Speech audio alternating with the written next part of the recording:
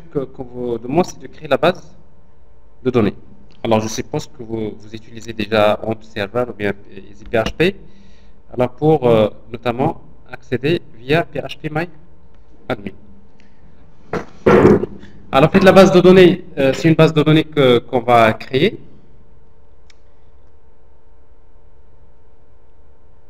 Alors, j'aime pas trop ce navigateur parce qu'il est très lent. On va le changer.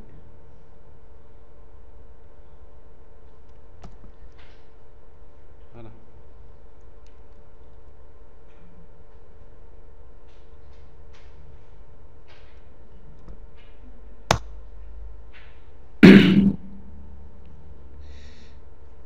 Alors, en fait, la base de données, comme on a dit, donc, il se compose de tables.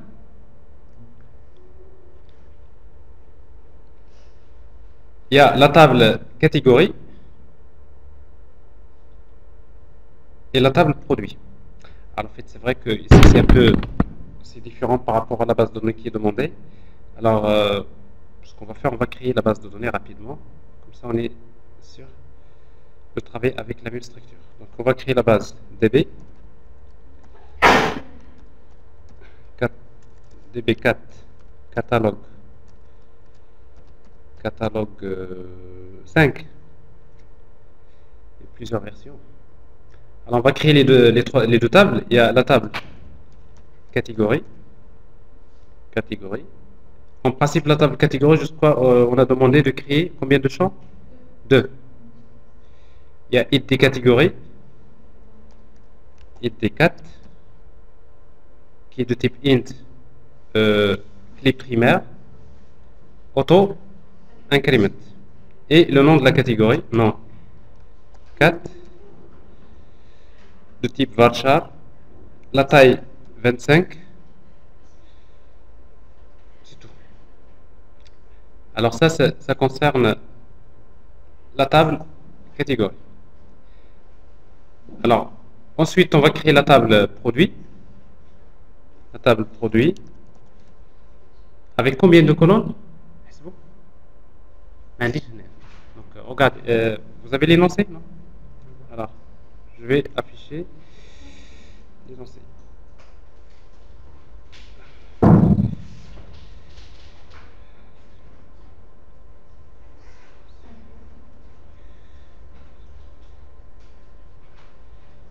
Combien? 5. Alors, support TP GDBC catalogue. Alors, un produit défini par la référence du produit. Alors, la référence, pour nous, c'est une chaîne de caractères, le nom, le prix et la quantité.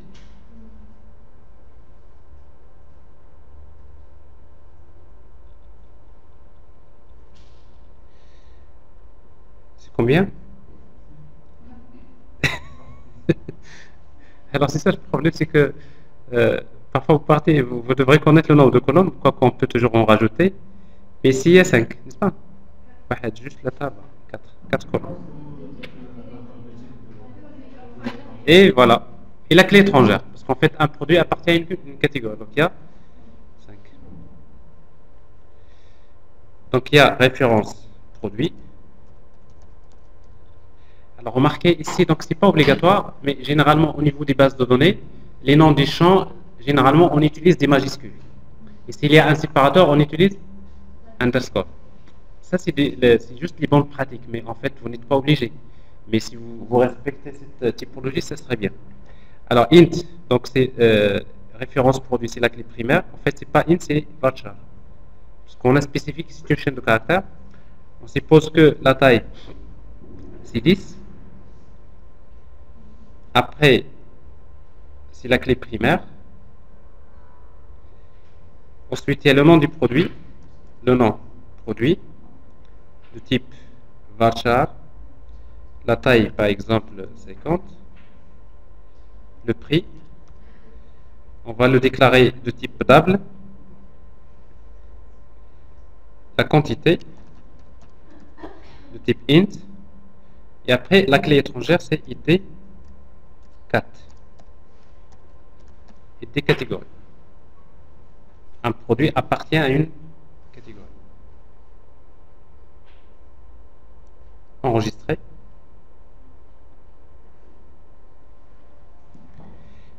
peux la laisser comme ça et je reviens vers l'application. Alors on va créer un projet Java Project. Donc ça c'est TP GDBC catalogue, GDBC catalogue. Alors on va supposer qu'on utilise Java 6, JDK 6. Alors on va commencer par créer la couche métier. Alors pour la couche métier, il faut créer tout d'abord les classes produits et catégories. Du package, on va dire métier pour séparer. Alors pas de méthode main. Il y a quelque chose qui produit. Alors on va renommer ici produit. Et on renomme le fichier aussi. On va demander à Eclipse de renommer le name compilation. On va créer également la classe catégorie. Alors ici on va utiliser une association bidirectionnelle entre les deux classes. Donc, catégorie. Voilà. Alors en fait, une catégorie est définie par en fait int id catégorie, id4, et le nom de la catégorie qui est de type string. Le nom catégorie. Et après, une catégorie concerne plusieurs produits. Donc il y a une liste de produits. Alors quand vous avez une association one-to-many, ça veut dire quoi? Bidirectionnelle. Ça veut dire que dans la classe produit, j'ai besoin de déclarer une liste de produits. Alors ça c'est l'orienté objet. Alors produit, on va l'initialiser par new array list. Et après le reste c'est les getters et setters. Générer getters et setters. Générer un constructeur sans paramètres et un constructeur avec paramètres. Alors en fait le constructeur avec paramètres, on va générer un constructeur using fields. Alors pour créer une catégorie, id4 on ne va pas la spécifier parce qu'on va supposer qu'il est auto-increment. Je n'ai pas besoin de spécifier aussi les produits pour créer une catégorie, n'est-ce pas? Donc c'est-à-dire que dans le constructeur, je vais garder que le nom de la catégorie. Alors ça c'est la classe. Alors sauf que ce genre de classe, généralement, c'est des classes qui sont sérialisables. Donc pour qu'ils soient sérialisables, on a besoin d'implémenter l'interface sérialisable. Alors dans notre application, c'est pas obligatoire. Ah, le constructeur?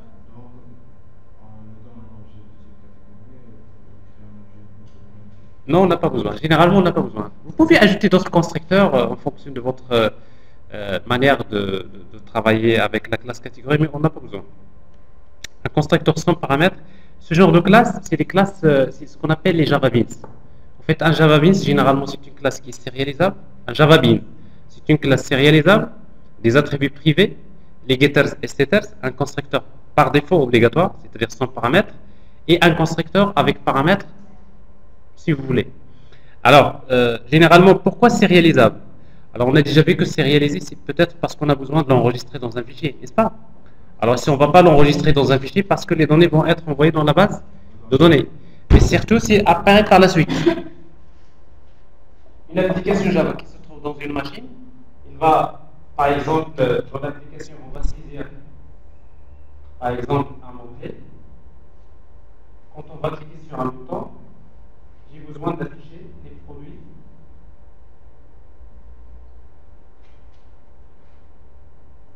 Je suis dans une autre machine. Je veux afficher les produits. Alors, qu'est-ce qui se passe?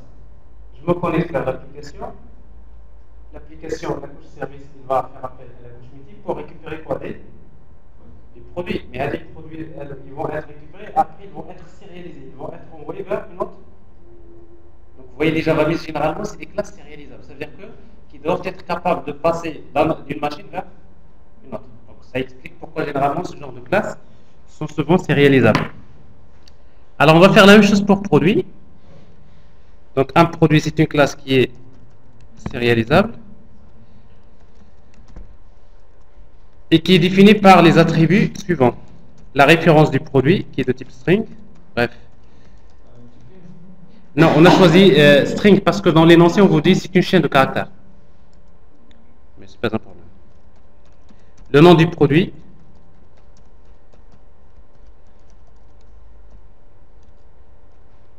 Le prix.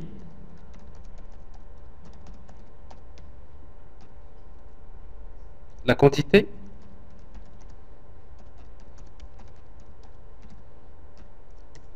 Et après, un produit appartient à une catégorie. Alors, c'est une association bidirectionnelle, ça veut dire qu'on va déclarer une variable de type catégorie. Voilà. Alors, ça, c'est les associations. Après, la même chose. On va générer les getters et setters. On va générer un constructeur sans paramètres. Et on va générer un constructeur avec paramètres. Alors, pour le constructeur avec paramètres, je suppose que je connais, pour créer un produit, j'ai besoin de connaître la référence produit, le nom, le prix, la quantité. Alors, forcément, ça, c'est les attributs que je peux garder au niveau des constructeurs. Alors, en fait, une fois qu'on a créé ça, après, par la suite, on va créer l'interface. Généralement, dans un projet, on commence par créer tout d'abord ce qu'on appelle les entités. C'est des Java Bits. C'est-à-dire, qu'est-ce qu'on manipule? Je crée une application qui permet de manipuler les produits et les catégories. Maintenant, il faut se poser la question, qu'est-ce que je veux faire? Vous voyez, donc il y a deux questions. Qu'est-ce qu'on manipule et qu'est-ce que je veux faire? Je veux créer une application qui permet de faire quoi? Alors, quand vous dites qui permet de faire quoi, ça veut dire qu'il faudrait créer une interface dans laquelle vous allez déclarer des opérations. Alors ici, donc, on va créer une interface qu'on va appeler e-métier, par exemple, dans laquelle, d'après l'énoncé, on a besoin de créer une application qui permet de réaliser les opérations suivantes. Ajouter une catégorie, ajouter un produit appartenant à une catégorie, consulter les produits dont le nom contient le mot-clé, consulter toutes les catégories, consulter les produits sachant le code de la catégorie, et après consulter une catégorie contenant ces produits. Alors cette interface devrait être écrite de la manière suivante. Alors les méthodes, ajouter une catégorie. Donc public void add catégorie. Alors pour ajouter une catégorie, on va lui donner comme paramètre un objet de type catégorie C. Parfait. Une méthode qui permet d'ajouter un produit. Alors pour ajouter un produit, on a besoin de donner un objet de type produit P. Est-ce que c'est suffisant? Voilà, parce que ici nous sommes en train de travailler avec un produit appartenant à une catégorie. Donc je vais déclarer IT catégorie, c'est-à-dire je vais créer un produit appartenant à une catégorie dont je connais le ID, ce qui est normal. Et après j'ai besoin de créer une méthode qui permet de retourner tous les produits, je crois, les produits par mot-clé. Donc je vais retourner une liste de produits, get produit par mot-clé. Alors je donne comme paramètre le mot-clé. J'ai besoin d'une méthode qui permet de retourner toutes les catégories, liste de catégories. On va l'appeler get all catégories, pas de paramètres. J'ai besoin d'une méthode qui permet de retourner une catégorie.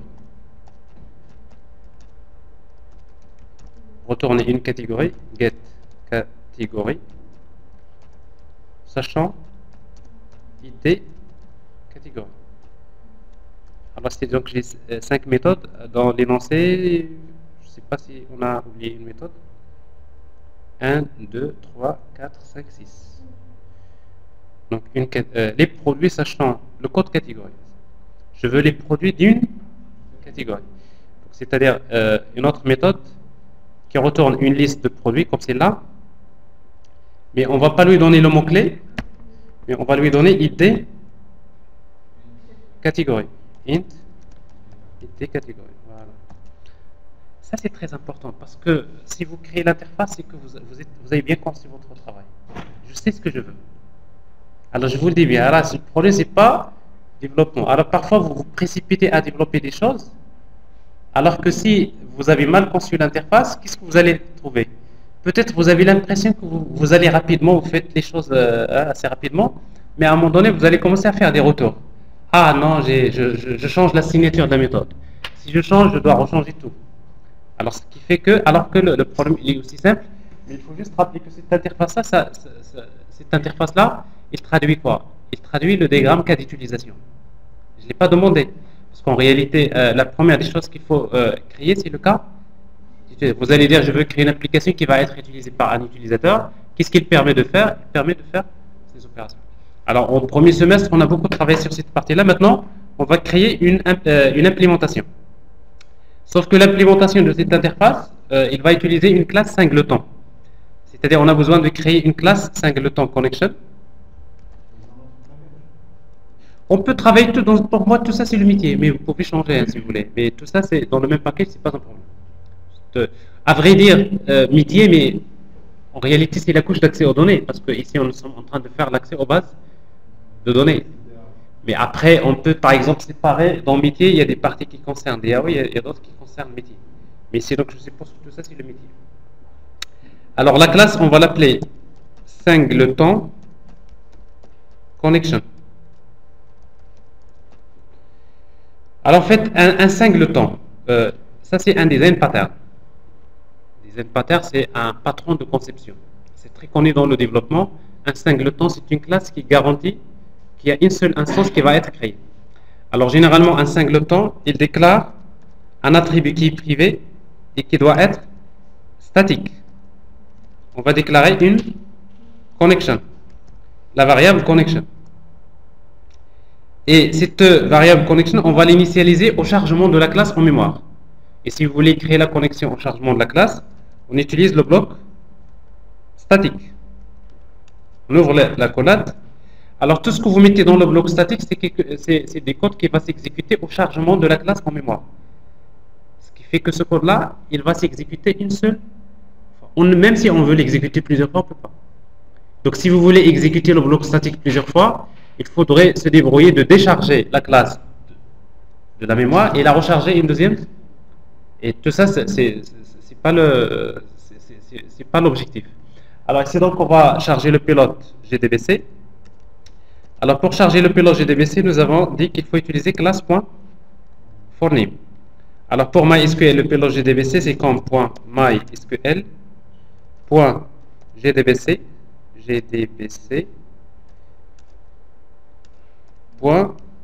.driver. Alors bien sûr, il faudrait prévoir les exceptions, donc on va utiliser try catch. Alors on va utiliser catch exception, c'est-à-dire quelle que soit l'exception. Et après on va créer la connexion. Connection égale. Alors pour créer une connexion, on va faire appel à la classe driver manager.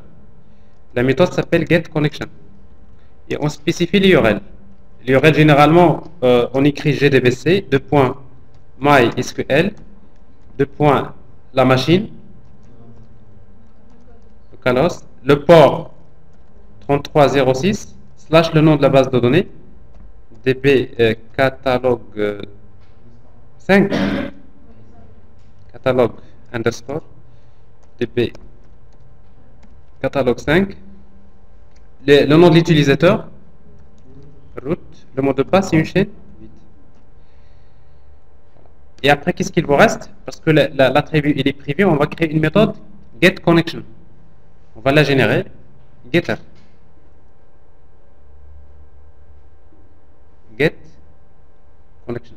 Alors, elle-même, c'est une méthode qui est statique. C'est important. Alors, il est statique, ça veut dire quoi? Ça veut dire que c'est une méthode qui va s'exécuter une seule.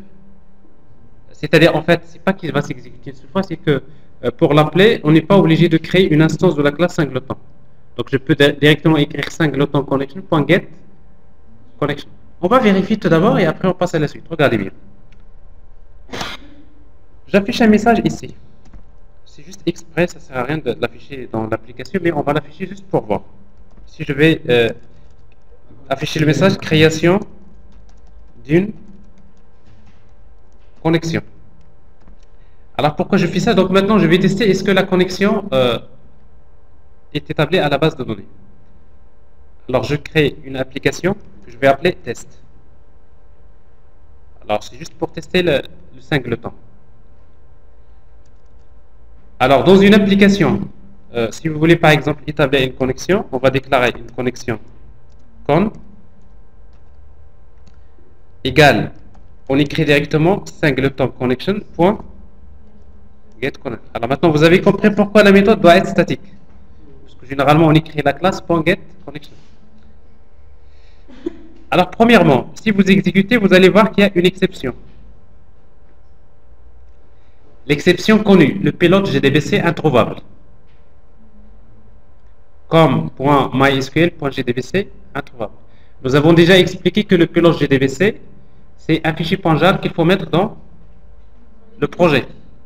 Alors on va chercher le pilote GDBC dans un exemple de projet.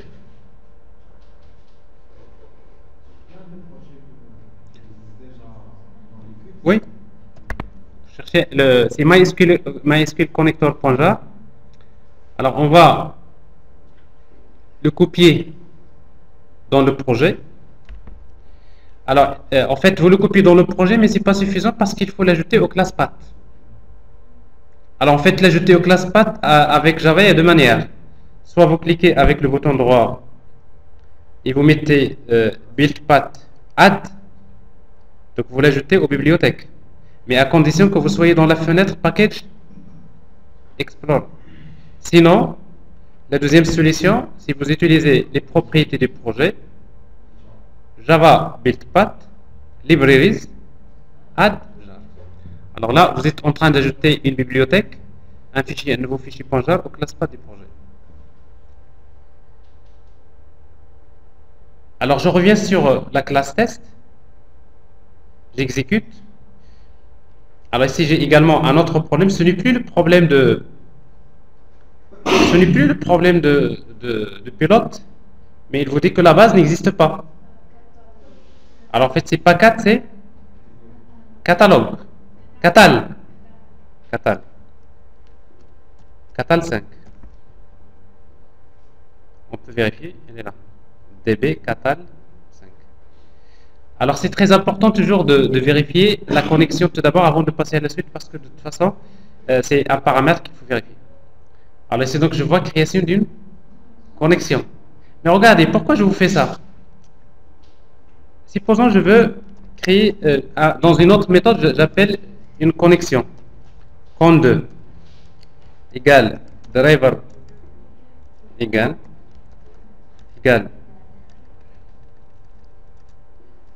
singleton connection.get connection.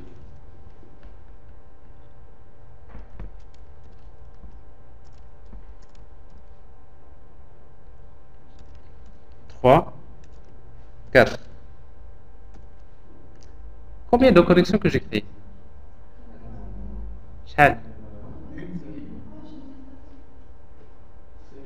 Une connexion. Alors regardez, si vous exécutez l'application, le message, il s'affiche combien de fois? Le singleton. Alors en fait, il y a un seul objet connection qui est créé. Alors tout ce qui se passe, c'est que regardez bien, dans le singleton, quand vous appelez la méthode getConnection la première fois, quand vous appelez la classe singleton connection la première fois, qu'est-ce qui va se passer? La classe va être chargée en mémoire. Et quand la classe sera chargée en mémoire, il va créer la connexion. Mais la deuxième fois, quand j'appelle singleton.getConnection, la classe est déjà chargée en mémoire. Il ne va pas être rechargée. Mais qu'est-ce qu'il fait? Il va retourner une connexion qui est déjà créée. Donc à vrai dire, la connexion, ça veut dire pour moi, c'est les sockets qui vont établir la communication. Il y a une seule connexion. Mais qu'est-ce que je récupère? Je récupère que la référence de la connexion. La référence, c'est-à-dire c'est l'adresse mémoire. Alors maintenant, je passe à l'implémentation. On va créer l'implémentation de cette classe. Classe, on va l'appeler métier, catalogue, implémentation. Alors, faites l'implémentation de cette classe, de cette interface plutôt. C'est une classe qui devrait, tout ce que je sais, c'est que je dois implémenter l'interface métier. Et après, je suis obligé de redéfinir les méthodes. Et après, maintenant, on va créer des méthodes. Je veux ajouter une catégorie. Il faut établir une connexion. Donc, con égale, toujours, c'est singleton, .get, connection. Une fois qu'on crée la connexion, il faut créer ce qu'on appelle l'objet prepared statement. PS égale à con.prepare statement. Alors la requête qu'on va préparer est la suivante, c'est insert into la table catégorie entre parenthèses le nom de la catégorie, values, point d'interrogation. Alors la requête paramétrée. Après, on va remplacer le point d'interrogation par sa valeur. Comment? Alors ici, donc, il y a les exceptions. On est obligé de faire un try catch. Vous voyez, donc cette fois-ci, c'est SQL exception. Alors ps.set string, c'est pas oui, string. Alors en fait, le point d'interrogation, il est de type string. Le premier point d'interrogation, on va le remplacer par quoi? Par C. La catégorie C.get nom. Ça. C'est-à-dire je prends le nom de la catégorie et donc j'envoie. Et après maintenant je vais exécuter la requête en faisant appel à la méthode execute update. Execute. Alors en fait pour les méthodes de... Non, execute query généralement il est utilisé pour des requêtes de type select. Alors quand il s'agit des requêtes de type insert, delete, update, on utilise execute update. Une fois que vous faites ça, après vous fermez l'objet statement ps.close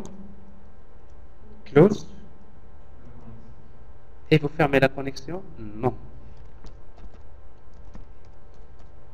Alors si vous travaillez avec la connexion singleton, il ne faut jamais fermer la connexion. Pourquoi? Parce que de toute façon, une connexion, elle est créée combien de fois? Une seule fois. Si vous la fermez, il faut se débrouiller pour la recréer. Et si vous voulez la recréer, il faut recharger la classe en mémoire. Vous savez que si vous voulez la recharger en mémoire, il va falloir carrément décharger. Donc ce qui fait que généralement, quand on utilise le pattern singleton, la connexion, elle est créée au démarrage de l'application. Et si la même connexion, elle va rester jusqu'à la fin. Alors généralement, les pôles de connexion et les connexions, c'est comme ça qu'on les fait. Donc ce qui fait que, dans notre cas, rien à faire. Alors bien sûr, donc je vous montre juste comment travailler, parce qu'en fait, si vous faites ce travail-là, il faut tester. Au fur et à mesure, hein. Donc vous n'êtes pas censé tester l'ensemble des méthodes, donc vous testez si la méthode, par exemple, ajout, se fait correctement. Comment? On va tester quelle classe cette fois-ci? Métier catalogue, implémentation égale new métier catalogue, et je vais appeler la méthode add catégorie. Je veux ajouter une catégorie. Alors pour ajouter une catégorie, donc je vais créer un objet de type catégorie et je lui donne comme paramètre le nom de catégorie, par exemple ordinateur. Je crée une deuxième catégorie, une troisième.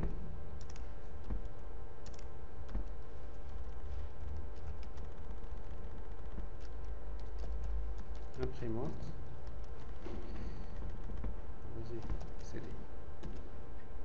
Alors on exécute l'application, test. Alors le seul message qui s'affiche, c'est création d'une connexion. Alors, ce message-là, on va le désactiver par la suite. Mais pour vérifier, il faut regarder dans la table catégorie. Alors ici, donc, qu'est-ce que je vois? Donc je vois les enregistrements insérés. Je suis tranquille, je teste opération. Alors après, forcément, quand vous allez passer aux autres, vous allez retrouver dans la même situation. Maintenant, je veux ajouter un produit. Je fais un copier-coller. Alors c'est ça, donc quand vous faites le mapping objet relationnel, vous allez vous rendre compte à un moment donné que vous faites les mêmes travaux. Mais après, vous allez dire, est-ce qu'il n'y a pas un moyen pour simplifier ça? C'est justement s'il y a des frameworks qui font ce travail, c'est Hibernate. Par exemple, le framework Hibernate, c'est lui qui va vous faire ce travail, mais après, on va le voir. Mais malheureusement, cette année, vous ne pouvez pas faire tout. Non, parce qu'en fait, une fois que vous faites la programmation réseau, vous allez faire la première partie J2E. Et la première partie J2E, si on termine à temps, si on gagne du temps sur la partie, vous pouvez commencer la partie hibernée. Donc, y a pas de... Mais généralement, on l'a fait en quatrième année. Alors, regardez, il faut modifier ça. Qu'est-ce qu'on va modifier? Alors, c'est un peu... ici, on va insérer dans into produit. Ah ben si, donc je n'ai pas besoin de mettre les parenthèses. J'écris directement values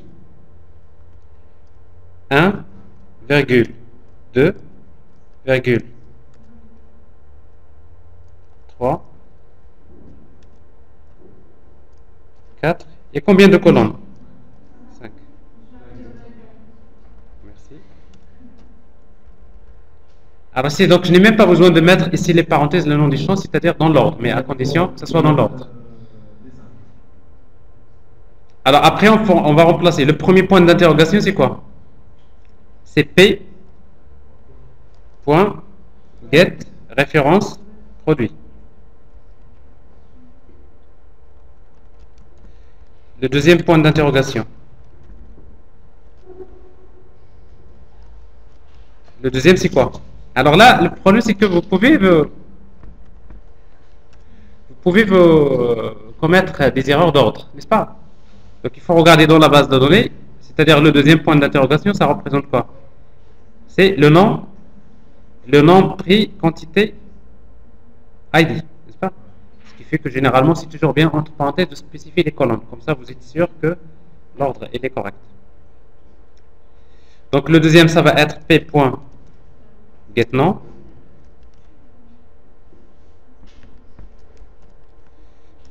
Le troisième, c'est p.get. Mais il faut faire attention. Le troisième, c'est le prix, n'est-ce pas? Le prix, on ne va pas utiliser cette string. Cette dame, c'est le type. Alors, le troisième point d'interrogation, c'est le prix. Get prix. ps.setInt. Le quatrième point d'interrogation, c'est la quantité. Le cinquième, setInt. Le cinquième point d'interrogation, c'est quoi? C'est ID. Oui, donc, c'est produit appartenant à une catégorie. C'est bon? Jusque-là, c'est bien. Alors, continue. Je vous encourage. On exécute et on fait un close. Alors maintenant, on va tester. Métier. Il y a quelque chose qui cloche? Tout à fait. Alors ici, on ne va plus ajouter les catégories, donc on va les mettre en commentaire. Métier.add. J'ajoute un produit, new produit. Le produit, par exemple, P1.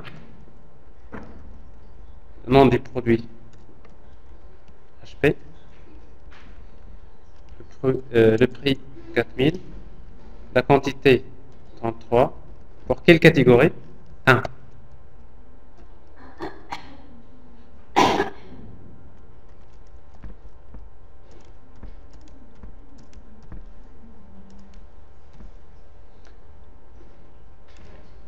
P2, P3, 4 et 5.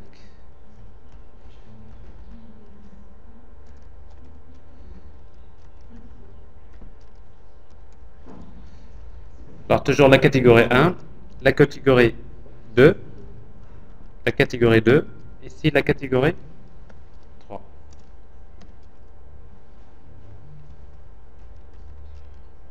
Alors je mets juste des valeurs quelconques, peu importe.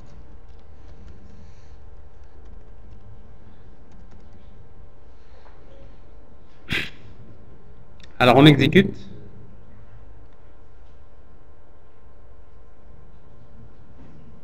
Et on regarde la base. Alors les produits. Est-ce que c'est correct? C'est bon. Donc les données qu'on a insérées sont là. D'accord? Alors ça c'est la première des choses à réussir. Alors maintenant on va créer, on va implémenter les autres méthodes. Alors je reviens tout d'abord sur l'application. Le message, on ne va plus l'afficher. On va le mettre en commentaire. Je reviens. Alors maintenant on va faire cette fois-ci des selects. Alors pour faire des selects, nous allons à nouveau faire un copier-coller.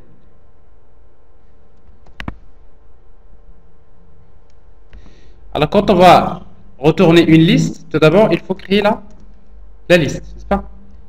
Liste de produits qu'on va appeler prod égale new array list.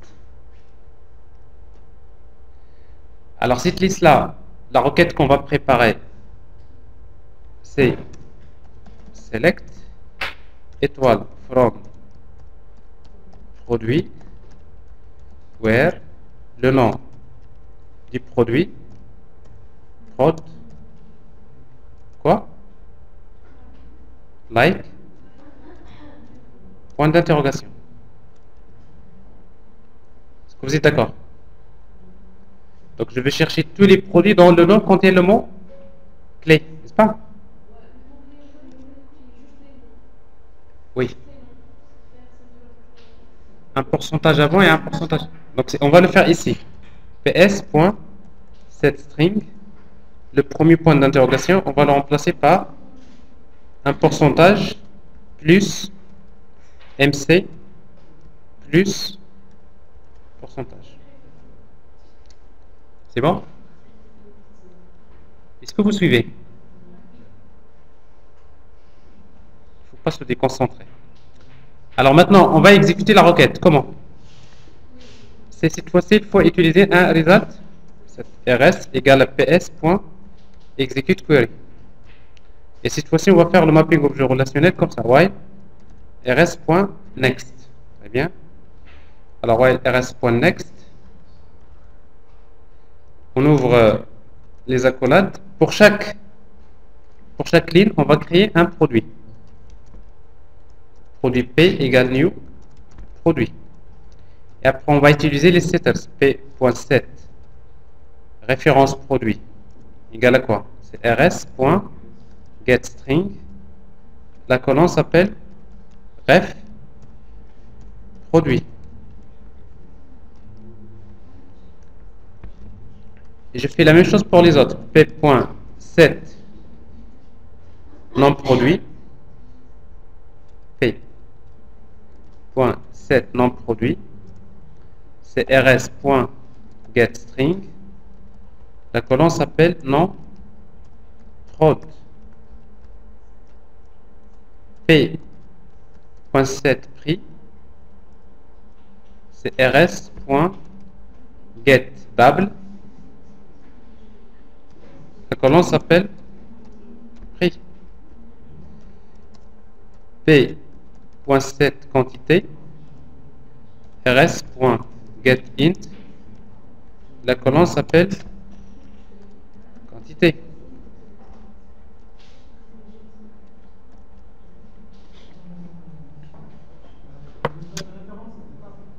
Regardez là. C'est pas réglé. Regardez. Oui. On peut mettre le numéro. 1, 2, 3, 4, 5, mais c'est pas bien. Parce que si vous mettez 1, 2, 3, 4, à chaque fois, il faut regarder dans la base de données. Ouais, j'ai le numéro 1. C'est pas assez pratique. Alors, ici, donc, généralement, on utilise les noms des colonnes. Alors, c'est pas terminé. Pourquoi? Parce que si vous voulez vraiment respecter l'orienté objet, si vous voulez faire vraiment le mapping objet relationnel, regardez bien. La classe produit. La classe produit contient un attribut de type catégorie. C'est-à-dire quand vous chargez un produit, il faut également charger ça. Et du coup, donc, si j'ai un produit, j'ai automatiquement sa catégorie. Donc ça veut dire que en réalité, vous pouvez la laisser comme ça, mais en réalité, si vous voulez respecter le mapping objet relationnel à 100%, ben, il faut également exécuter une autre requête. Pourquoi? Parce que j'ai besoin de récupérer une catégorie.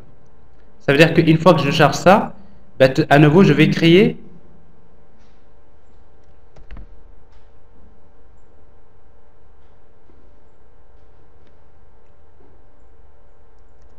int it catégorie à quoi est égal? C'est rs.get int la colonne, je sais que dans le produit il y a la colonne it. On est bien d'accord? Encore, vous allez comprendre par la suite que Hibernate, lui, il fait ce travail-là. En réalité, il faut également créer un autre prepare statement PS2. Cette fois-ci, je veux sélectionner quoi? La catégorie. Étoile from catégorie where id 4 égale point d'interrogation. Le point d'interrogation de PS2, on va le remplacer par quoi? Par id. Je récupère un résultat 7 int, tout à fait. Vous avez compris le principe. 7 int. J'exécute la requête. rs2 égale ps2.execute query. Alors je suppose ici que la catégorie existe, donc je fais directement rs.next. N'est-ce pas? rs.next, c'est-à-dire je passe à l'enregistrement. Et après, je récupère la catégorie. Parce que si je vais chercher, je ne vais pas chercher plusieurs catégories, une seule. Donc ici, je vais créer une catégorie. C4 égale new catégorie. À quoi est égale la catégorie? 7 ID4. ID4, il n'y a pas de problème, je connais. Parce que ça va être tout simplement, c'est ID. C'est ID4. Ou tout simplement, c'est RS. RS2.getInt. La colonne, c'est ID4. À quoi est égal le nom de la catégorie? C'est RS2.getString. La colonne s'appelle nom 4. C'est pas c'est le nom 4. Alors regardez, tout ça ce que je viens d'ajouter là, ce code là, c'est pour récupérer la catégorie de ce produit. Et bien du coup, donc maintenant je vais faire P, le produit P.set catégorie. Cette catégorie égale à quoi? Égale 4. Alors ça c'est du vrai mapping objet relationnel. Parce que ici, vous êtes en train d'assurer l'intégrité entre, vous avez monde relationnel et là c'est l'objet. Ça veut dire qu'à chaque fois que je charge un produit, je vais récupérer sa catégorie. Parce que dans l'application, il se peut que je n'aurai besoin. En fait, next, parce que de toute façon, il faut faire un next pour se positionner sur le premier enregistrement. Parce qu'au début, quand vous faites un RS, il faut faire un premier next pour, si vous voulez, vous pouvez utiliser if. Au lieu d'utiliser généralement, vous pouvez utiliser if rs. rs.next. Vous pouvez faire ça. Parce que tout à l'heure, on a utilisé while rs. .next. If rs.next, c'est-à-dire s'il y a un enregistrement. rs.next, s'il y a, il va se positionner. Et après, on va le charger. Mais généralement, ici, on suppose que ça existe. Parce que je sais qu'un produit doit appartenir à une catégorie. Bon, ça, tout ça, c'est des petits... Je passe. Le réglage.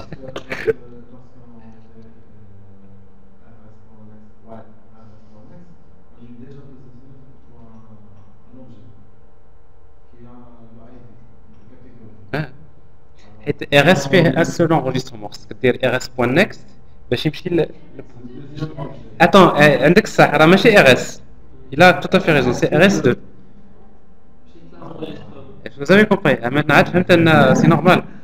C'est RS2, effectivement. Il faut se positionner dans l'enregistrement de RS2 pour le récupérer. Tout à fait. Et on teste.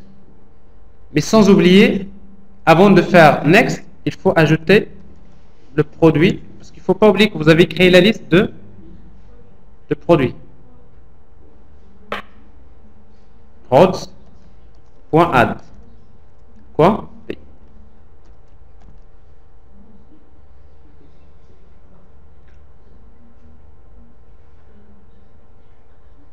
Mais qu'est-ce qu'on vient de faire ici? Produit par mot-clé. Et ici, il y a une méthode get produit par mot-clé. On a déclaré deux méthodes. Ah, non, par catégorie. Donc, on a mal nommé le...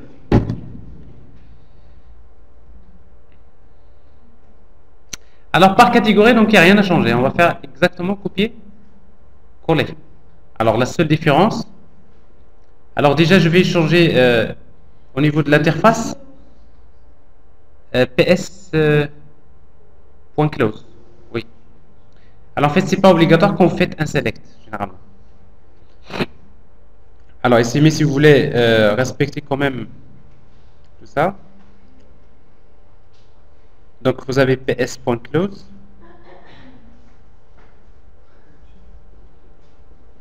Oui.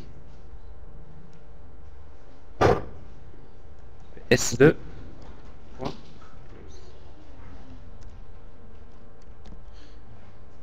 Il faut fermer donc les objets. Prepare statement. Alors, au niveau de l'interface, on va changer get produit par mot-clé, ici par catégorie. Alors, la même chose au niveau de l'implémentation, c'est par catégorie. Alors voilà un genre de méthode. Une fois que vous la créez, en principe, c'est la même méthode que vous allez utiliser. Attendez, hein, surtout pas ça. Parce que vous avez fait tout ce qu'il faut faire, sauf l'essentiel. Voilà. Donc vous avez bien calculé, mais à la fin vous mettez return nul. Alors genre de situation un peu parfois. Alors je prends le code et je fais ici un copier-coller.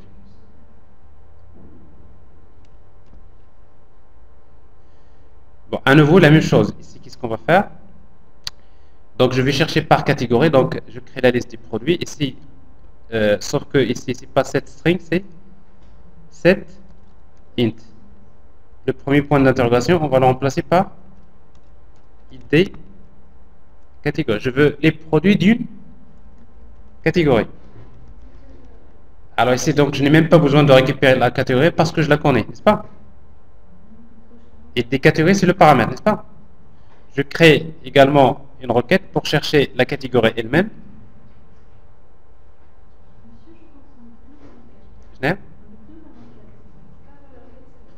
Comment?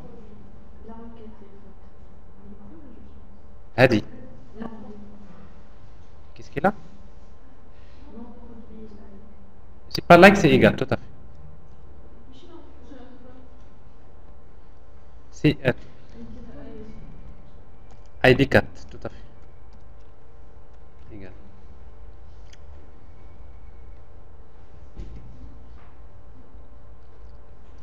Alors si vous faites la même chose, ça vous donne la même chose si vous voulez charger la catégorie, donc vous ajoutez la requête. Alors id4, vous exécutez, vous récupérez la catégorie, et à la fin vous retournez les produits. C'est pareil. Alors pour charger toutes les catégories, donc vous allez faire encore un copier-coller. Et après, il y a des modifications à faire.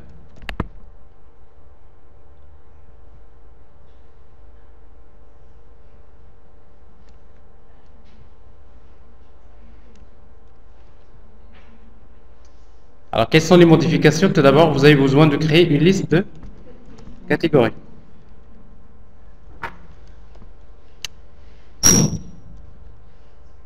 Alors, une liste de catégories, select étoile from catégorie. Pas de paramètres? Pas de paramètres?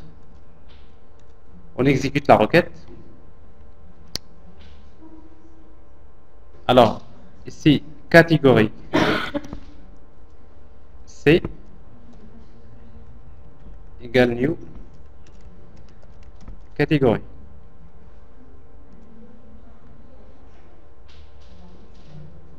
Je supprime tout ça.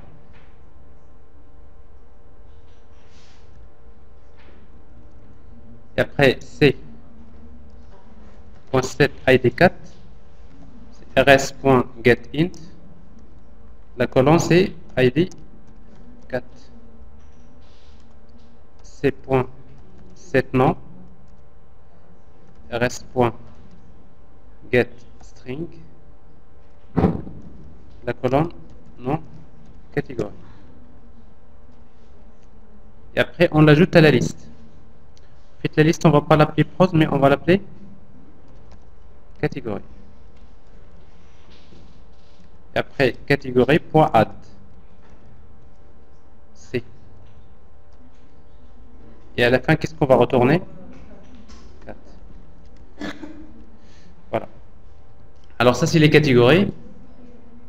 Et la dernière méthode, c'est une catégorie.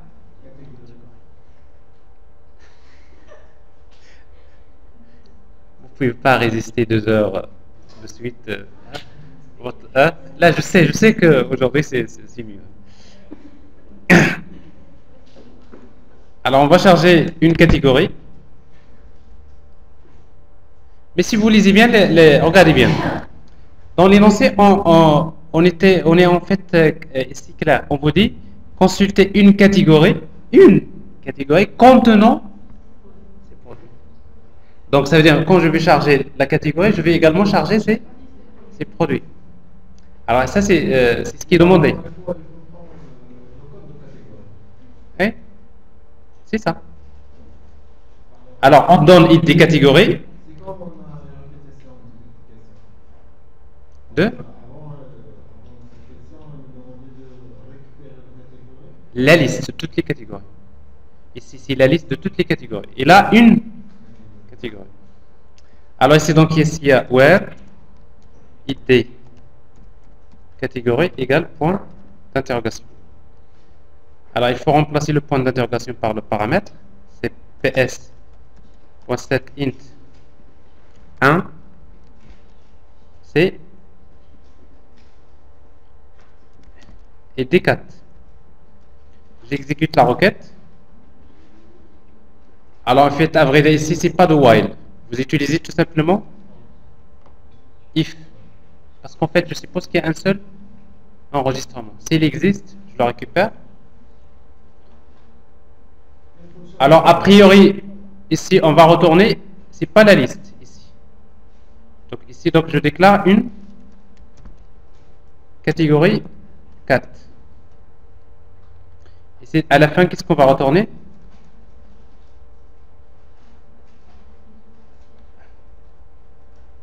Sa catégorie. Alors en fait, je n'ai pas besoin de créer une autre variable, donc je vais utiliser ici. Regardez, if rs.next, s'il existe, 4 égale new catégorie. Et après 4 points, 4 points. Set ID, set nom. Est-ce que vous êtes d'accord? Donc ici, donc, je vais retourner une catégorie, pas une liste. Mais, c'est pas terminé. Parce qu'on vous dit qu'il faut charger les produits. Alors, on a la différence. Alors en fait, ici, quand vous dites je vais charger un produit, une catégorie avec, avec ces produits, alors en fait, c'est une technique qui s'appelle Y. Alors l'inverse s'appelle lazy. En fait, le mapping objet relationnel, quand vous allez travailler avec Hibernate, ou bien avec J2E, EJV, vous allez beaucoup entendre parler de le mode lazy et le mode Y. Alors lazy, ça veut dire quoi? Paresseux. Vous savez ce que c'est lazy? Lazy en anglais, ça veut dire paresseux. Alors si vous travaillez en mode lazy, ça veut dire quoi?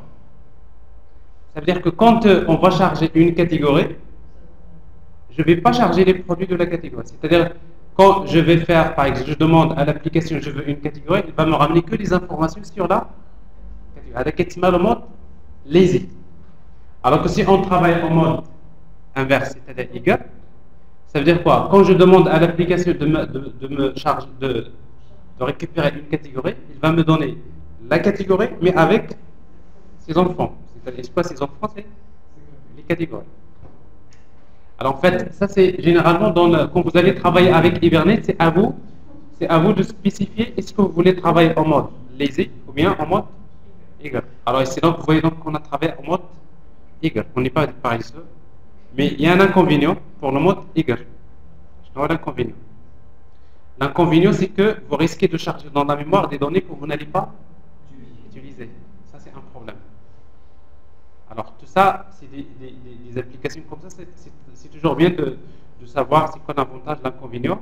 Et ce qui fait que généralement, si vous voulez faire une application encore plus, c'est-à-dire plus optimisée, l'idéal c'est de travailler en mode lazy. Pourquoi le mode lazy? Ça veut dire que quand est-ce que je vais charger les produits? Uniquement si j'ai besoin des produits. Je charge que la catégorie.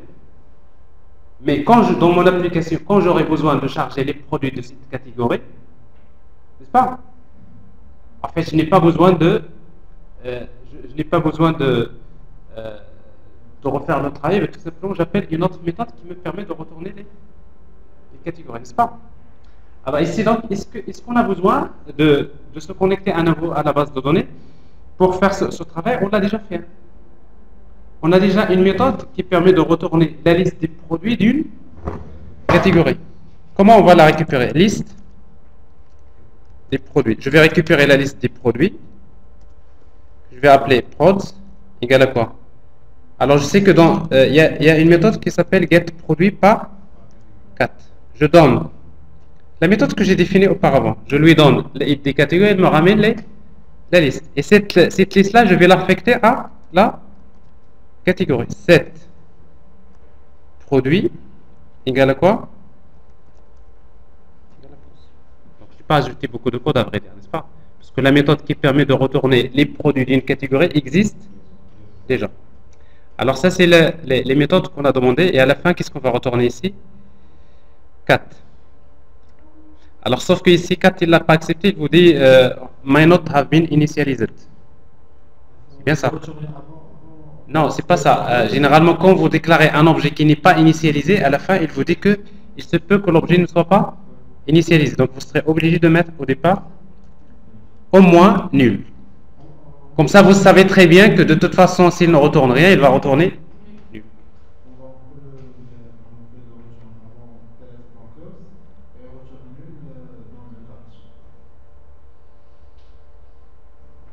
De toute façon, ici, vous retournez à la fin de la catégorie. Donc, ça peut être soit une catégorie, soit nul. Donc, c'est mieux. Alors, on va tester. Et on va passer à la couche présentation.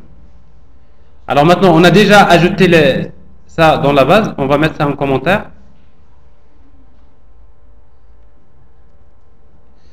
Alors, je voudrais tester la méthode. Alors, par exemple, je voudrais toutes les catégories. Liste des catégories.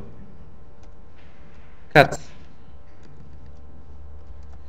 égale, c'est métier, point, j'appelle la méthode getAll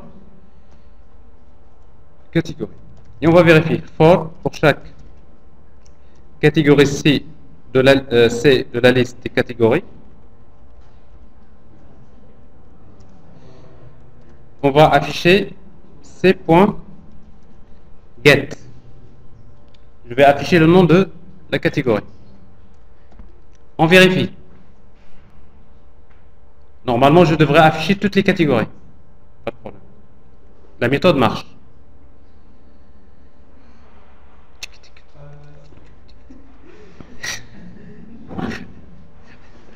Après, on aimerait bien entendre aussi ce que vous racontez, ça serait bien.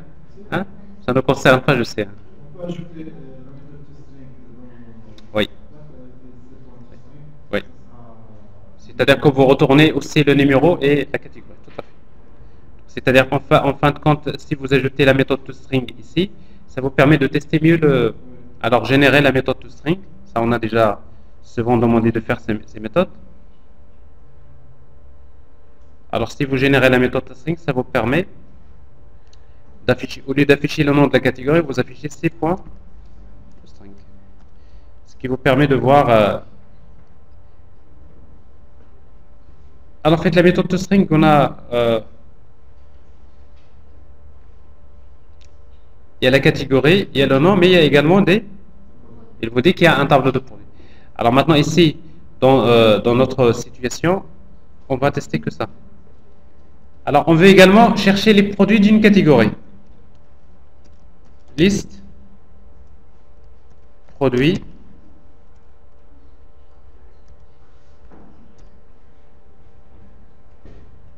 liste produit, prod, égale métier, point, get produit.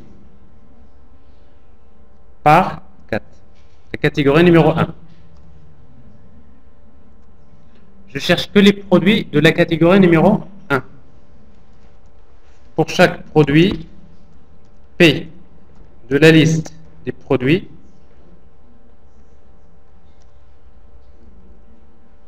système.out.print, P.get nom. Je veux afficher que les noms de produits, mais après on peut afficher les autres.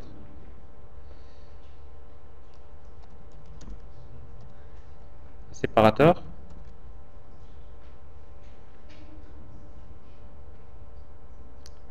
Voilà, une méthode qui ne marche pas. La colonne non prod cannot. Voilà, ça veut dire qu'on a mal orthographié le nom de la méthode. Alors ici, donc, nous avons nom produit. Référence produit. Alors il faut corriger. Alors c'est des problèmes que vous devrez régler. Alors on va revenir à la méthode. Nom produit. Ici.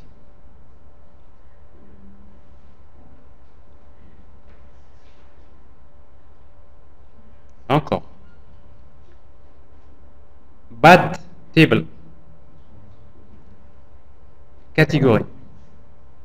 Il nous manque S. From catégorie. Alors ça, c'est des petits problèmes généralement que vous allez rencontrer, mais de toute façon, l'exception, il vous dit bien exactement là où il y a le problème. Alors ici, donc, je vois que les produits de la catégorie numéro 1. Ce qui est correct. Et après, il faut également tester les produits par mots-clés.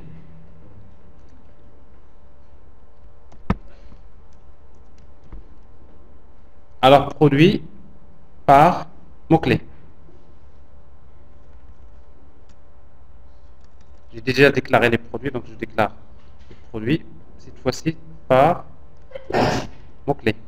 Alors, par exemple, je voudrais tous les produits qui contiennent H. J'affiche.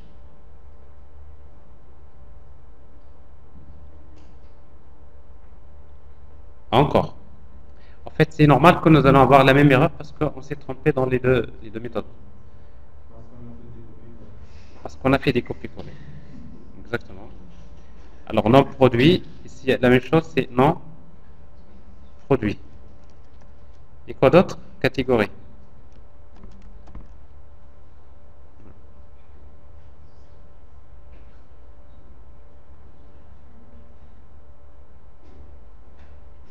Nom prod. Dans la ligne numéro. Alors, en principe, ici, vous pouvez retrouver facilement dans la classe. Si vous cliquez, vous allez avoir exactement à quel niveau. Si c'est nom produit.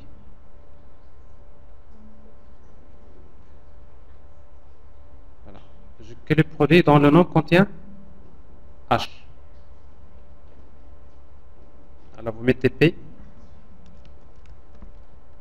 Je veux que les produits dont le nom contient P. Ça. Voilà, alors vous avez testé donc votre couche métier sans problème. Ben, il vous reste maintenant à créer une couche présentation avec notamment swing. Mais regardez bien. Ici, regardez. Quand on consulte les produits par mots-clés, je peux afficher le nom du produit. Je peux afficher le prix.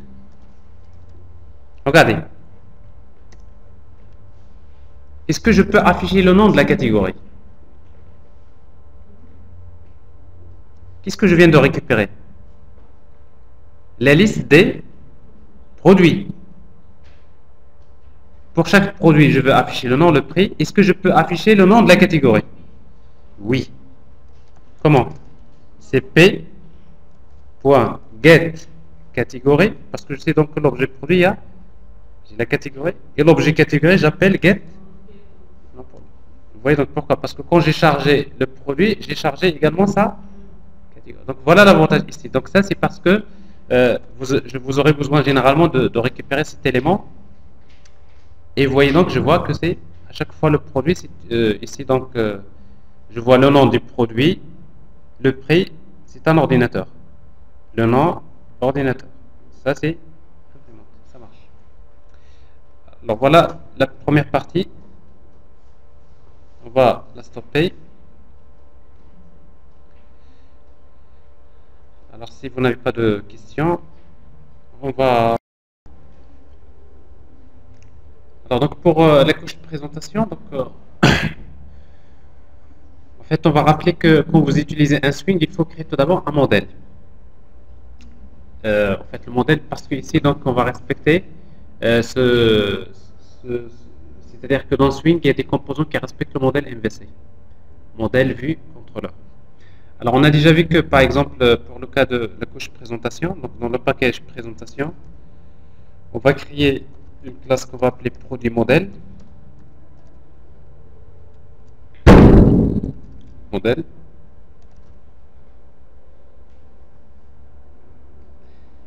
En fait, le modèle d'un JTable, c'est une classe qui hérite de abstract table model.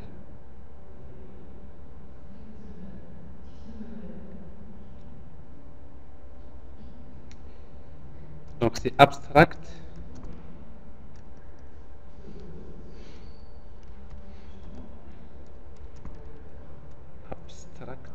extend abstract table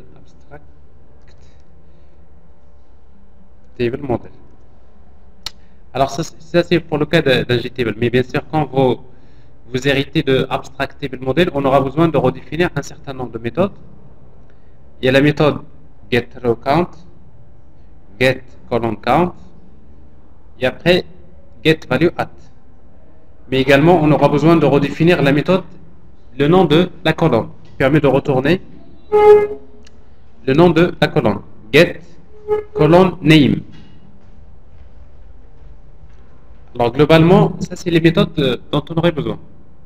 Alors en fait, dans le modèle, on va déclarer les données qui vont être affichées dans un JTable. Alors dans notre cas, un JTable, donc il y a les colonnes, il y a les en-têtes. On a déjà expliqué la dernière fois que les en-têtes, on va créer par exemple un tableau de chaîne de caractères, c'est-à-dire un tableau de string. Ça c'est les colonnes, le nom des colonnes. Égale new string. Et on va initialiser directement par les valeurs. Pour moi, les colonnes, c'est quoi? C'est les colonnes, il y a la référence, virgule, le nom du produit, ainsi de suite. Il y a le prix, il y a la quantité, Et après, il y a la catégorie. Alors ça, c'est les colonnes. Et les valeurs. Et les valeurs, donc on a utilisé un vecteur de ligne. Et chaque ligne, c'est quoi? C'est un tableau de string. Donc ça, c'est rows. Si vous voulez, égale new vector.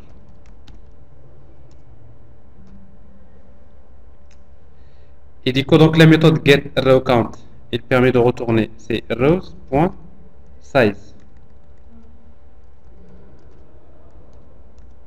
N'est-ce pas? GetColumnCount, c'est les noms des colonnes. Point length. Le nom d'une colonne. Alors le nom de la colonne, ça va être c'est nom colonne entre crochets et on va spécifier la colonne. C'est-à-dire ça permet de retourner le nom de la colonne. Et après la valeur, alors faites la valeur, c'est la ligne, c'est-à-dire c'est rows.get, la ligne numéro row index, mais row index il retourne un tableau de string, donc entre crochets, on va spécifier colonne index. En fait, ça c'est le même modèle qu'on a déjà défini la dernière fois. Alors maintenant, il reste comment est-ce qu'on va, parce qu'en fait, nous, ce qu'on connaît, une liste de produits. Alors si je récupère une liste de produits, je dois la convertir en un vecteur de string. Alors cette méthode, nous l'avons appelée setData. Hein? Les? Oui. Alors ça c'est pour le modèle de JTable. Un JTable, c'est un composant graphique qui va afficher des données. Avec les données qui vont être affichées. Alors en fait, un JTable, c'est ce qu'on appelle une vue. View. C'est une vue, c'est ce qui va s'afficher.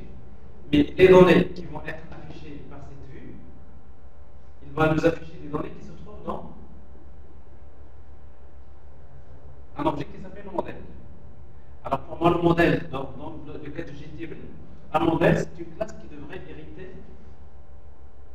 C'est une classe qu'on va appeler produit modèle.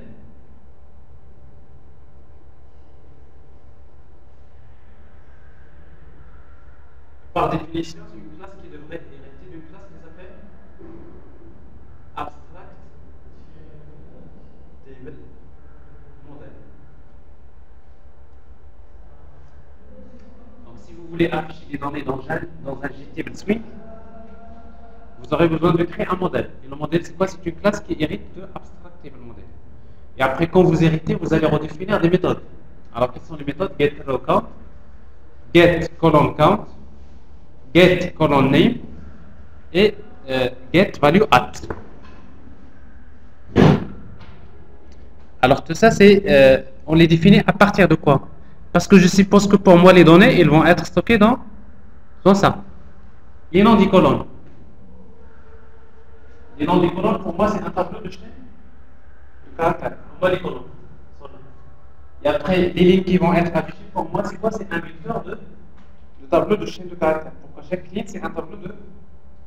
Alors maintenant, qu'est-ce qu'il faut? Généralement, on aura besoin de créer une méthode qui s'appelle setData. Public void setData ou bien loadData. LoadData. C'est une méthode qu'on peut appeler comme on veut. Data. Alors, tout ce que je sais pour charger les données, qu'est-ce que je connais? Je sais que les données se trouvent dans une liste de produits.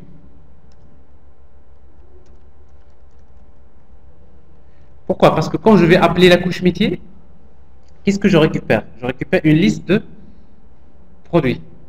N'est-ce pas? Quand j'appelle la couche métier, qu'est-ce que je récupère? Quand je clique sur le bouton OK, n'est-ce pas? Je fais appel à la couche métier. Qu'est-ce que je lui donne? Je lui donne le mot clé. Qu'est-ce qu'il me retourne? produit. Okay? Il faut prendre cette liste de produits et la stocker dans le modèle pour que JTable puisse afficher le modèle. Donc en fait, un JTable, il affiche le modèle. Alors en fait, ça c'est une conversion. Pour faire ça, on peut créer les valeurs. Alors je sais que les valeurs sont stockées dans un vecteur qui s'appelle rows égale new vector.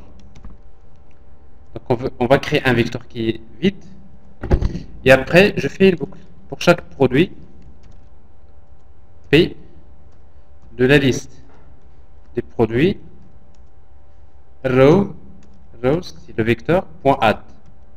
Je vais lui ajouter une ligne. Et je sais qu'une ligne, c'est un tableau de string. Mais ce tableau de string, qu'est-ce qu'il contient? Il contient les valeurs. Alors tout d'abord, la référence produit, c'est quoi? C'est p.get référence produit, virgule. Le nom du produit, c'est p.getNom produit, virgule. p.get prix, virgule. p.get quantité, virgule. p.get catégorie, .get non. Le seul problème qui reste maintenant, c'est quoi? C'est que le prix, il est de type int, il faut le convertir en string. Alors pour cela, on va utiliser string.value of. Value of. Et la même chose ici. String.value of pour convertir en string. Quantité. Alors voilà les champs. Donc ça c'est le premier, le deuxième, le troisième, le quatrième, le cinquième. Donc ça c'est une méthode qui permet de convertir. Donc je sais que je récupère une liste de produits, je la stocke dans un vecteur de string. Alors sauf que si vous voulez, généralement dans ce genre de méthode, une fois qu'on termine, on appelle une méthode qui s'appelle fire table changed. Alors en fait, fire table changed, je l'avais expliqué la dernière fois, c'est une méthode qui va indiquer quand on change les données ici, le modèle il va indiquer à la vue comme quoi les données viennent de changer. C'est pour en quelque sorte notifier, c'est pour dire à la vue les données viennent de changer. Et si les données viennent de changer, qu'est-ce qu'il va faire la vue? Il va à nouveau récupérer les nouvelles données à partir du modèle, il va mettre à jour. Donc ça veut dire que pour moi, à chaque fois que je récupère une liste de produits, je la stocke dans le modèle et le problème est résolu. Automatiquement, JTable il va afficher ce qui est dans le modèle. Alors ça c'est le jeu qui est utilisé notamment dans le cas d'un JTable. Alors forcément, ce modèle-là, on a déjà présenté, c'est le même qu'on va utiliser, c'est le même que vous allez utiliser dans les applications. Après, à un moment donné, ce genre de classe, c'est quelque chose qui existe déjà. Donc, forcément, on peut l'utiliser de plusieurs manières, plusieurs façons, ou bien plusieurs fois. Alors, si le modèle est créé, on suppose que maintenant, on connaît le modèle. Alors, ça, c'est un modèle que vous allez voir à un moment donné, vous allez comprendre de quoi il s'agit, et après, vous allez dire à peu près c'est le même modèle qu'on va utiliser dans l'application. Alors maintenant, l'application Swing. Application Swing. Ou bien on va l'appeler catalogue Swing. Alors maintenant, c'est pratiquement la partie des interfaces graphiques. On aura besoin de hériter d'un JTable. Et après, on va déclarer des attributs. Alors, on aura besoin d'un JLabel.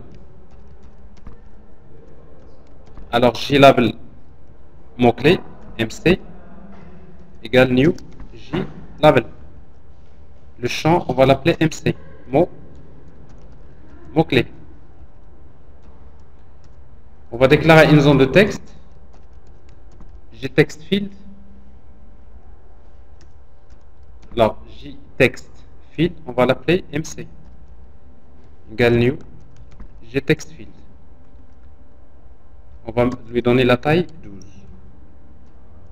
On a besoin d'un bouton. JBouton. JBouton. OK. Égale new JBouton. OK. Et après, on aura besoin de faire appel à la couche métier. On a besoin d'un JTable. JTable. Alors, c'est pas la peine d'instancier parce qu'on aura besoin du modèle. En fait, un JTable a besoin d'un modèle. Et le modèle, c'est quoi? C'est la classe que nous avons appelée produit modèle. Modèle, produit modèle, égale new produit modèle.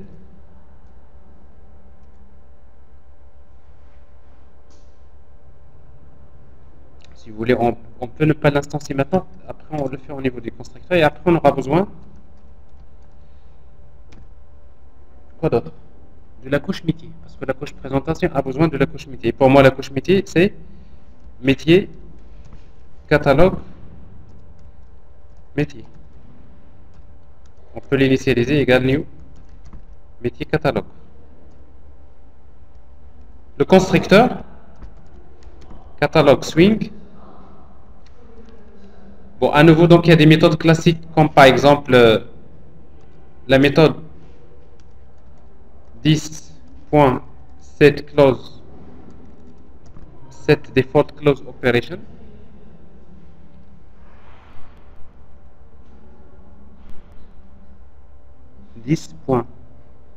Set default. Alors, qu'est-ce qui se passe? Attends, mais c'est pas JTable. Vous me suivez pas? C'est JFrame. N'est-ce pas? C'est une fenêtre. C'est pas JTable. Set default close operation. On va utiliser exit on close. C'est-à-dire quand je clique sur le bouton fermé, on quitte l'application. Je vais donner le... À nouveau, on peut définir les JPanel. Alors, JPanel nord, par exemple, JPanel n égale new JPanel nord. Et après, en fait, voilà, les layouts.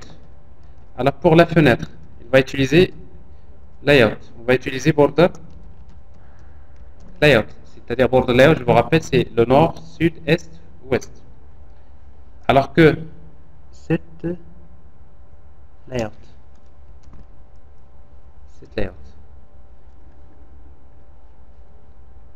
Alors que JPanel nord, il va utiliser cette layout new flow layout. Alors je vous rappelle que flow layout c'est centré. Après, qu'est-ce que je veux mettre dans le nord? JPanel n add. On va lui ajouter JLabel tout d'abord. JLabel MC. Ensuite, on va lui ajouter la zone de texte. JText field .add. JText field MC. Ensuite, on va lui ajouter le bouton JPanel n .add JBouton. OK. Et après le panneau, on va le mettre au nord. C'est-à-dire 10.add JPanel nord. On va le mettre au nord. C'est-à-dire border layout nord. Et maintenant, le centre.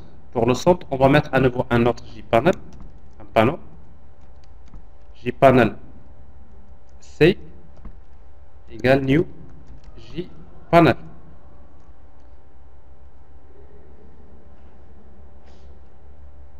Alors, à vrai dire, on n'a pas besoin de JPanel, on peut mettre directement un JTable. Parce que de toute façon, dans le nord, il n'y a que le JTable. Donc, sinon, vous mettez JPanel, vous pouvez le mettre. Alors ici, qu'est-ce qu'on va... Mais par contre, on a besoin d'un JScrollPan. Alors, JScrollPan, c'est les barres de défilement. Alors, JScrollPan égale new JScrollPan. Mais généralement, avant de créer un JScrollPan, on va créer JTable. Alors, JTable égale new JTable. Mais JTable, il faut lui donner le modèle. Regardez l'ordre. Modèle. Modèle. Plutôt produit. Comment on l'appelait déjà? Produit. Voilà. Produit modèle. Égale new. Produit modèle. Pourquoi je fais ça? Je crée le modèle. Mais quand je crée un JTable, je lui donne comme paramètre produit modèle. Donc JTable, il va utiliser le modèle. Et après JScrollPan, qu'est-ce qu'il va utiliser? JTable. Donc c'est parce que le JScrollPan, il contient le JTable et le JTable, il est lié au modèle. Après le JTable, on va l'afficher au centre. C'est-à-dire 10.add JScrollPan, qui contient le JTable. On va le mettre au centre. Donc border layer.center. C'est fait. Alors maintenant, qu'est-ce qui reste? La gestion des événements. Mais avant de faire la gestion des événements, on va quand même donner une dimension à la frame 10.setSize. Alors si vous voulez afficher la fenêtre en plein écran, on fait appel, comme la dernière fois, à une classe qui s'appelle toolkit. La méthode s'appelle getDefaultToolkit. Et on appelle une méthode qui s'appelle getScreenSize. GetScreenSize. Alors ça, c'est une manière de donner la dimension de la fenêtre, c'est la dimension de l'écran. Et après, on affiche 10.setVisible true. J'affiche la fenêtre. Et qu'est-ce qui reste? Les événements. Alors pour la gestion des événements, donc J bouton OK. Alors pour répondre à quand je clique sur le bouton OK, c'est-à-dire J bouton OK, point, la méthode s'appelle addActionListener. Alors on va lui ajouter un listener et après on va créer un objet de type ActionListener. Alors quand vous créez un objet ActionListener, vous serez amené à redéfinir la méthode ActionPerformant. Et dans ActionPerformant, qu'est-ce qu'on va faire? Qu'est-ce que vous voulez faire quand vous cliquez sur le bouton OK? On va lire la valeur des mots-clés égale c'est getTextField.getText. Donc je lis la valeur qui a été saisie dans la zone de texte. Je fais appel à la couche MIDI pour récupérer une liste de produits. Liste de produits. Prod égale c'est métier point get produit par mot-clé. Regardez bien, j'appelle la couche MIDI, je récupère une liste. Voilà la liste puisque je vais la stocker. Pour qu'il soit affiché. Je récupère la liste, je la stocke dans le modèle. C'est-à-dire que je prends la liste et pour la stocker dans le modèle, oui, ça voilà le modèle. Produit modèle, on l'appelait produit modèle. Point, la méthode, comment on l'appelait? On l'appelait load data. On lui donne une liste de produits. On a la liste de produits et automatiquement, si tout se passe bien, il doit s'afficher. On teste. Et on regarde si vous avez compris tout ça. Alors, new, l'application s'appelle Catalog Swing. On exécute l'application. Run Java application.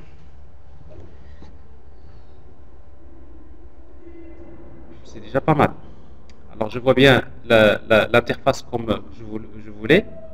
Et après je vois le JTable. Déjà le JTable, il m'affiche les noms des colonnes. N'est-ce pas? Alors c'est donc un mot-clé par exemple H. Et pas de problème. HP. Bon, c'est HP. Et après, ici, je mets P. Ça marche. Mais regardez bien, si j'affiche le nom de la catégorie. Parce qu'en fait, ici, donc j'ai la catégorie, j'affiche le nom de la catégorie. Mais c'est quoi ça? Bon, ça ne concerne pas l'application. Donc ça, c'est juste un problème de rafraîchissement. Je quitte.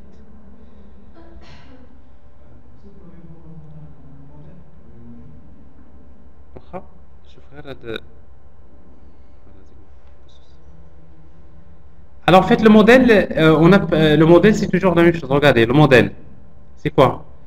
Nous avons dit que le modèle c'est une classe qui devrait hériter d'une classe qui s'appelle Abstract Table Model, et dans lequel vous allez redéfinir les méthodes suivantes, obligatoires. Get row count. En fait, JTable a besoin de connaître le nombre de lignes. Get column count, c'est le nombre de colonnes. Get column name. Alors, on va lui donner le numéro de la colonne et après, il a besoin de connaître le nom de la colonne. Et après, j'ai besoin de connaître la valeur de la ligne numéro row index et de la colonne numéro colonne index, la cellule. Donc, le modèle, il a besoin de ça. Et après, c'est à vous de savoir comment vous voulez stocker les données. Ici. Vous pouvez les stocker comme vous voulez. Alors, ici, on a choisi la solution la plus simple. C'est qu'on suppose que les noms des colonnes sont stockés dans un tableau de string. Voilà les noms des colonnes. Et je suppose que les valeurs sont stockées dans... Les valeurs, je les appelées rows. Les lignes. Ils sont stockés dans un vecteur de... De quoi? Un vecteur de lignes. Et pour moi, chaque ligne, c'est un tableau de string. Et si vous partez sur ce principe, c'est quoi? Get row count. C'est quoi? C'est rows.size. C'est-à-dire c'est le nombre de lignes. C'est quoi le nombre de colonnes? C'est le nom colonne, c'est-à-dire le tableau des colonnes, point length, parce que c'est un tableau. C'est quoi get column name? Je connais le nom de la colonne, c'est le nom de colonne de colonne. Et c'est quoi value at? Alors si je connais le numéro de la ligne, donc j'écris rows.get, le numéro de la ligne, mais je sais que quand je spécifie le numéro de la ligne, il va me retourner un tableau. Et dans le tableau, je spécifie le numéro de la colonne. Mais après, il y a une méthode maintenant qu'il faut adapter. Pourquoi?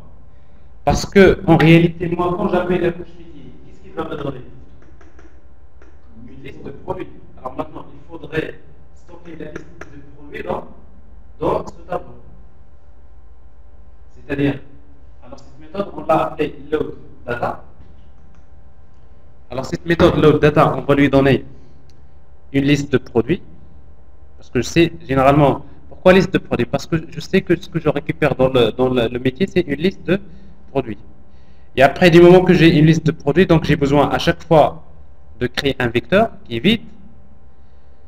Et après, je vais parcourir tous les produits du vecteur, de la liste. Pour chaque produit, j'accède à rows, je vais lui ajouter une ligne. Donc c'est add. Mais je sais que chaque ligne, c'est un tableau de string. Et ce tableau de string, qu'est-ce qu'il contient? Il contient les valeurs suivantes. Le premier élément, c'est p.get, référence produit. Le deuxième, c'est le nom produit. Le troisième, c'est le prix.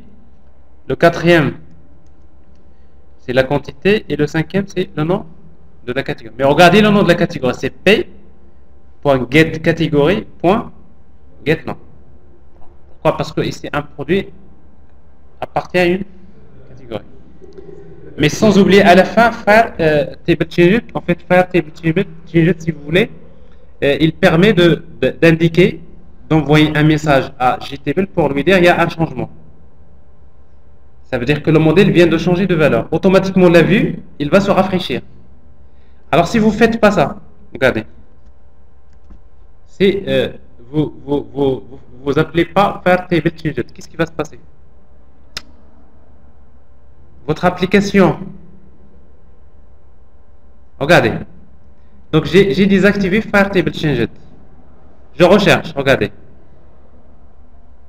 Est-ce que je vois le résultat? Je vois rien. Mais pourquoi? Ce n'est pas qu'il n'y a pas des données. Alors, le modèle, il y a des données, mais la vue, c'est-à-dire GTB, ne sait pas est-ce que le modèle a changé. Donc, si vous voulez que les données s'affichent, il faut faire quelque chose, il faut déplacer. Regardez, ça marche. Il faut rafraîchir le. C'est-à-dire, il faudrait rafraîchir la J-frame, n'est-ce pas? Alors, à nouveau, je change. Par exemple, HP. Les données ont changé. Il faudrait que je. Regardez. Donc, mais ça, c'est pas pratique, n'est-ce pas? Alors ici, donc, vous comprenez que Fire Table Changed, il indique à la vue comme quoi les données ont changé. Automatiquement, la vue, il va se rafraîchir. Ça veut dire quoi, il va se rafraîchir? Il va appeler la méthode getRowCount, il va appeler la méthode getColumnCount, il va faire des boucles, il va commencer à afficher les données en utilisant les données qui se trouvent dans le tableau. Et là, ça vous donne une idée. Voilà, ça donne quelque chose comme ça. Ça marche. Votre application, elle est là, parfaitement. Alors là, c'est une très bonne application parce que ici, non seulement nous sommes en train de séparer la couche métier de la logique présentation, il y a bien cet aspect mapping objet relationnel, il y a plein d'orientés objets, mais dans la couche présentation, on a soi-disant utilisé la notion de MVC. Plutôt, on va dire le modèle vue. Modèle vue. En fait, le contrôleur de l'application, c'est quoi dans notre cas? En fait, le contrôleur de l'application, c'est ce qu'il y a dans ici. Voilà le contrôleur. En réalité, le contrôleur, c'est la méthode action performance. C'est-à-dire, à chaque fois que vous cliquez sur le bouton, on appelle le contrôleur. C'est-à-dire que les événements, généralement, ça représente le contrôleur. Mais si vous voulez respecter réellement le contrôleur, il faut créer une classe à part dans laquelle vous mettez la gestion des événements. Comme ça, on sépare. Mais si on n'a pas trop respecté, soi-disant, le modèle MVC, mais ici, donc, dans la même classe, vous avez le contrôleur et vous avez la vue. Mais ça, c'est un bon exemple. Alors, la deuxième application, on vous demande, au lieu de faire ça, vous allez avoir une liste d'irrelevants dans laquelle vous allez afficher les catégories. Toutes les catégories. Une fois que je sélectionne une catégorie, je vais afficher les produits des catégories. C'est exactement la même. Sauf que, au lieu d'attendre de texte, c'est une liste qui contient les catégories. Je n'ai pas. Si vous voulez mettre une liste à l'intérieur du GTL, non, ça c'est-à-dire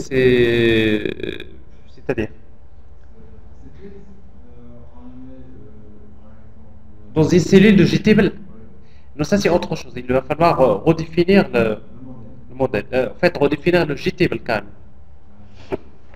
C'est-à-dire vous créez un GTL qui dérive de GTL et dans lequel vous allez redéfinir des méthodes précises, etc. Donc ça c'est une petite redéfinition à faire, mais ça reste toujours très faisable. Alors,